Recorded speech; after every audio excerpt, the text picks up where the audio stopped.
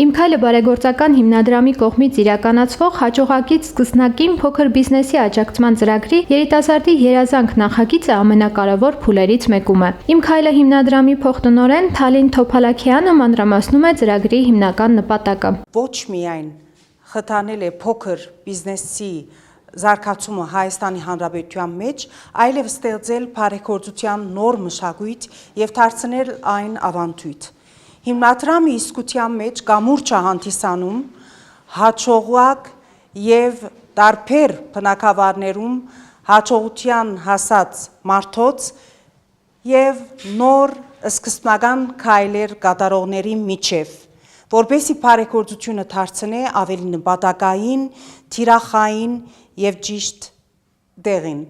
Թոփալաքյանը հիշեցնում է, որ Իմ քայլը հիմնադրամի առաջին նախագծի անունն էր հաջողակ կին գործարարից սկսնակ կին գործարարի, որի արդյունքում Հայաստանի մարզերում 42 բիզնեսներ կան, կին գործարարներ։ Ամեն նախագծի թիրախային խումբը, թե բարեգործական միջոցառման մասնակիցների եւ թե շահառուների կընտրե հիմնադրամը։ Երկրորդ նախագծի թիրախային խումբն էր տղամարդիկ, որոնք մասնակցեցան բարեգործական ընթրիքի ի աջակցություն սկսնակ շահառուներին, որոնք նորեն տղամարդիկ էին 25-ից 40 տարեկան բիզնես խաղապարներ ունեցողներ կամ բիզնեսներ ունեցողներ, որ գուզեն ընդլայնել։ Այս ծրագրի հաջողակից սկսնակին փոքր բիզնեսի աջակցման ծրագրի երիտասարդ երազանք նախագծին դիմաց հայտերի թիվը սկզբում եղել է 386, որոնցից առաջին փուլը հաղթահարել են 223 շահառուն, որոնցից ընտրվեցան 86 շահառուներ, որոնք պատրաստ էին մասնակցելու բիզնես կառավարման եւ պլանավորման դասընթացներին, որ մեր հիմնական պայմանները մեկն է, որպեսզի ստանան պետք եղած հմտությունները եւ գիտելիքները իրենց բիզնես խաղապարները եւ ծրագիրները կազմելու համար։ 86 շահառուները բաժնվեցան 4 խումբի, 3 խումբերը արդեն անցկացրեցին եւ ավարտեցին օֆլայն դասընթացները։ Մենք այսօր արդեն կլսենք իրենց բիզնես ծրագրերը ապրիլ 2-ին եւ ապրիլ 9-ին կլսենք բոլորի բիզնես ծրագրերը, հանձնաժողովը կուսումնասիրե այդ ծրագիրները, կքննադատե եւ կընտրե ամենաիրատեսական եւ լավագույն ծրագրերը։ Հետո 4-րդ խումբը արդեն կմասնակցի on-line դասընթացներին, որովհետև իրենք կգտնվին սահմանամերձ գյուղերում կամ հատուկ կարիքներ ունեցող անձեր են, որ դժվար էր իրենց համար գալ Երևան եւ մասնակցել դասընթացների։ Եվ արդեն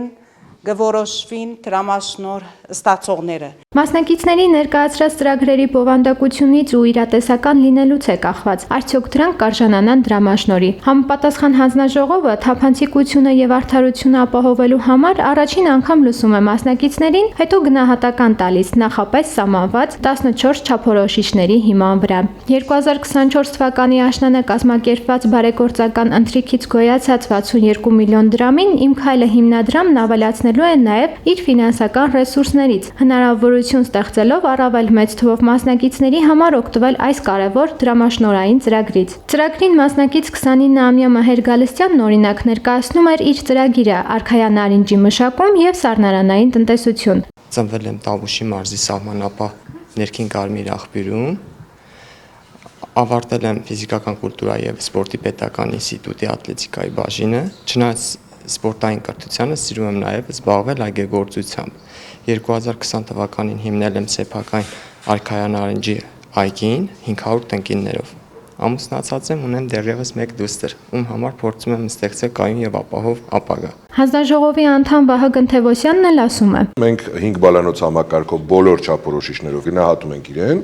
եւ դրանից հետո ուղղակի հանրագումարներով բարձրանում են առաջին այդ 60 քանի հոգին դեպի վերև, մնացածը մնում են ներքևում։ Դա շատ կախված է լինելու տեխնացուներից, որովհետև այս պայդրությամբ բոլոր ներկայացված ծրագրերը իրենք իրական հավակնորդներ են, հակառակ դեպքում ուղղակի չէին հայտնվի մեր սեղանին։ Հաջողակից սկսնակին ծրագիրն ունի երկկողմանի առաքելություն։ Մի կողմից այն նպաստում է Հայաստանում փոքր ձեռնարկատիրության զարգացմանը, հաղթահարելով ֆինանսական, կրթական եւ շուկայական հիմնական խոչընդոտները, մյուս կողմից ձևավորում է բարեգործության նոր մշակույթ, որտեղ բարեգործը դառնում է գործընթաց ընթացի գիտակից մասնակից, իսկ աջակցությունը թիրախային եւ հանրային բարիք ստեղծող։ Իմ քայլը հիմնադրամը շարունակելու է մնալ կամուրջ, հաջողակ, հարուստ փորձառություն ունեցող գործարարների եւ փոքր, բայց նորարար սկսնակների միջև։